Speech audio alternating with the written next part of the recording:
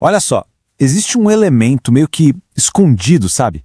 Um que conecta a bateria de celular que a gente usa todo dia, o carro elétrico lá na rua e até o futuro da energia limpa. É um elemento super essencial, mas ao mesmo tempo bem problemático. E olha, ele está bem no centro de uma baita disputa geopolítica global.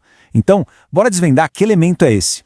Então, vamos pensar um pouquinho. O que é que um smartphone e um carro elétrico têm em comum? Quer dizer, além de serem, claro, essas maravilhas da tecnologia moderna. O que une os dois de verdade? Lá no fundo, a resposta está ali, dentro deles. A gente não vê, mas sem ela, nada disso funciona. Pois é, a resposta para essa pergunta é um mineral crítico chamado cobalto. Talvez ele não seja tão famoso quanto o lítio, né? Todo mundo fala do lítio, mas olha, sem o cobalto, essa transição para uma energia mais limpa que todo mundo quer ficaria bem comprometida.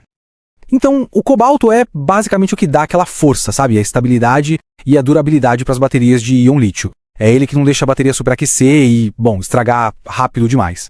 Pensa nele como um pilar mesmo, um dos pilares que sustenta não só a tecnologia que a gente usa todo santo dia, mas também essa busca do mundo todo por uma transição energética. Para a gente entender a importância disso, é só olhar para o coração da bateria, que é o cátodo. Ele é tipo o motor da coisa toda, sabe? É ele que recebe os íons de lítio para gerar a energia. E a composição desse motor? Uma mistura de níquel, manganês e, claro, o cobalto. Se tirar o cobalto dali, a eficiência e a segurança dessa peça, que é super crucial, vão para o espaço. Só que é aqui que a história começa a ficar bem complicada. Porque esse mineral, que é tão vital, ele é também o elo mais fraco. E, sinceramente, o mais problemático de toda a cadeia de suprimentos da energia limpa. E olha só isso aqui. Os números não mentem, né? Eles mostram um desequilíbrio que é impressionante. Pensa bem, mais de 3/4, 76%, de todo o cobalto do mundo vem de um único país, a República Democrática do Congo. Essa concentração toda num lugar só cria uma vulnerabilidade geopolítica, assim, gigantesca. E se a gente acha que a extração já é concentrada, espera para ver o refino. É ainda mais. Depois que o cobalto sai do solo lá na África, 80% dele viaja para onde? Para a China, para ser processado. Isso cria um segundo gargalo, um segundo ponto de estrangulamento na cadeia. Basicamente, o mundo da tecnologia hoje depende totalmente dessa ponte que liga a mineração no Congo com o refino na China. E essa dependência toda não é só de país para país, não. Ela está concentrada nas mãos de um grupinho bem pequeno, mas muito poderoso, de empresas. Muitas delas são chinesas ou têm laços comerciais muito fortes com a China. E são elas que, na prática, controlam o fluxo global desse metal que é tão essencial para todo mundo. Bom, mas além de toda essa questão geopolítica, tem um lado ainda mais sombrio nessa história. O custo dessa nossa demanda que não para de crescer por baterias, ele não é medido só em dinheiro. Ele é medido, infelizmente, em vidas humanas. A realidade lá, no local da extração, como as fontes mostram, é muito perturbadora. A extração de cobalto na República Democrática do Congo está ligada a práticas abusivas, como trabalho infantil, exploração de trabalhadores e violação de direitos humanos. É um paradoxo terrível, né? A indústria que alimenta os nossos aparelhos mais modernos está, em muitos casos, manchada por algumas das piores violações que a gente pode imaginar. Então, com esse cenário todo de dependência geopolítica de um lado e crise humanitária do outro, a situação parecia meio sem saída, né? Mas aí, algo totalmente inesperado aconteceu. E o palco para essa possível mudança? O Brasil.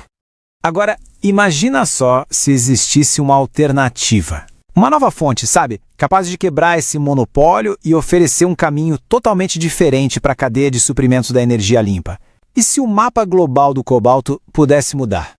Pois é, foi exatamente isso que aconteceu. Pesquisadores lá da Universidade Federal do Ceará encontraram uma coisa raríssima: depósitos gigantescos de cobalto, só que associados a minério de manganês, que é um mineral que tem muito aqui no Brasil. Normalmente, o cobalto aparece como um subproduto, sabe? Vem junto com cobre e níquel. Essa formação geológica diferente, encontrada aqui, abre uma porta para uma possibilidade completamente nova. E o mais legal é que não foi uma coisa isolada, num lugarzinho só. Esse potencial todo parece se espalhar por vários estados brasileiros. A gente está falando de Pará, Piauí, Goiás, Minas Gerais. Isso sugere que o Brasil pode ter reservas numa escala tão grande que seria capaz de impactar e muito o mercado global. Com uma descoberta dessas, a pergunta muda completamente, né? Não é mais como é que a gente lida com esse problema. Agora é, que futuro a gente pode construir com essa oportunidade? Vamos dar uma olhada no impacto que isso tudo pode ter. Olha, o contraste entre a situação atual e o futuro que se desenha é gritante. A gente poderia sair de uma cadeia de suprimentos super frágil, dominada por pouquíssimos atores, para uma muito mais diversificada e resistente, com o Brasil entrando como um novo jogador-chave. E talvez o mais importante de tudo, a gente poderia sair de um modelo cheio de problemas éticos graves para uma nova era.